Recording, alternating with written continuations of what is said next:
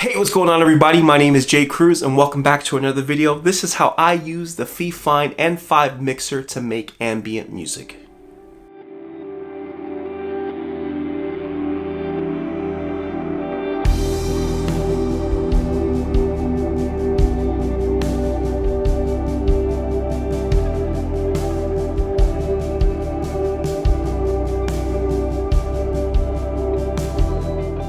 Throughout the years, I've always gotten questions about how I've been able to successfully incorporate pads into my music while playing guitar. I've always been able to find different ways to be able to incorporate pads without actually having a keyboardist playing those pads. Now, I will say in recent years, I have found different ways to do this that I prefer using products like the Digitech Jamman Solo XT. Today, I'm going to talk about how you, on a very tight budget, can successfully incorporate pads into your playing while using a product very similar to this from FiFine. A 4-channel mixer that allows you to go out into one input, so it saves the trouble of having to tell your sound guy, hey, get me a bunch of more direct lines, because they're not gonna like that. By using a mixer just like this one, I'm able to plug in to these channels, control the mix, and go out direct into one channel. Now, of course, that means that your sound guy doesn't have full control over each individual thing that you're putting into this mixer, but it's a definite plus for you to be able to mix yourself and to be able to have the sounds that you want in the forefront be louder. Now, one thing I will say is this was actually sent to me for free by the fine folks at FiFine Technology, and I'm grateful for that, but it's not a very expensive tool, something that you can easily find on Amazon. In fact, I'll link it in the description below. I've had other products like this from other companies, and this is, if nothing else, better quality, to be honest with you, and at a much more affordable price. Very, very cool. Today what I'm going to be doing is actually putting my pedal board into this mixer and mixing it out into my DAW behind me.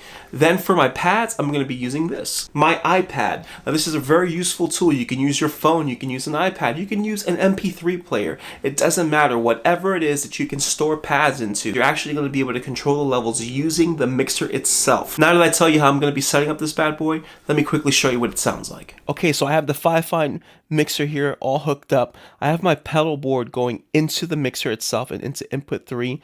I have my iPad, which is feeding pads, and that's going into input 1 and then going out direct into my computer here. And everything that you're hearing is going to be going through the mixer itself. So now I'm going to show you what the pads actually sound like going from my iPad into the mixer itself. Now the beauty about that is not only can I have the pads going, but I don't have to reach over to my iPad to adjust any levels if something is too loud or not quite sitting in the mix properly. I could literally just use the mixer to handle it. So here we're going to lower the mixer. Here's just my guitar going into the mixer as well. I'm on clean with just some reverb and delay. I'm coming out of an HX Stomp.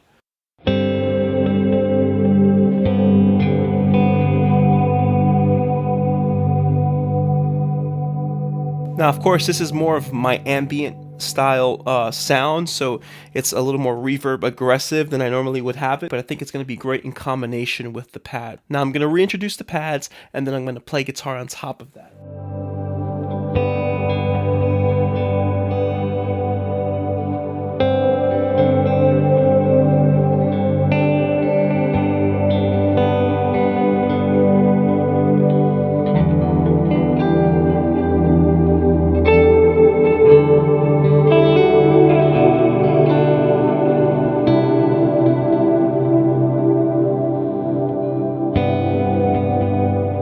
Now very quickly, as I keep pads going, I'm going to fade the guitar out and see what that sounds like while I keep the pads there.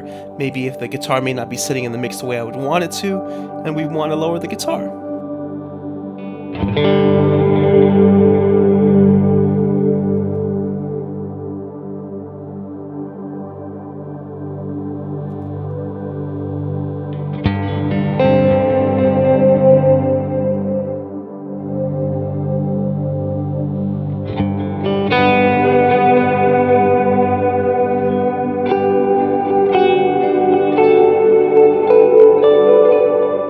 in mind, if you hear any buzzing, it's just coming from my guitar a little bit. It doesn't seem like I'm getting any kind of noise from the mixer itself. I'm not getting any kind of static or breakup as you sometimes would with cheaper mixers and knobs. It seems to be very, very clean, very, very usable. The sweep is very nice as well. I don't feel like I need to control it a whole lot. Overall, the product is pretty solid. Thank you so much for watching this video. I hope you learned something. You can definitely incorporate pads on a budget without a problem. This is a great way when someone's maybe talking, maybe you have a preacher that's preaching, maybe you are having a very intimate moment and you don't need much going on. You don't need the drums, you don't need the bass, but you do need something carrying the moment.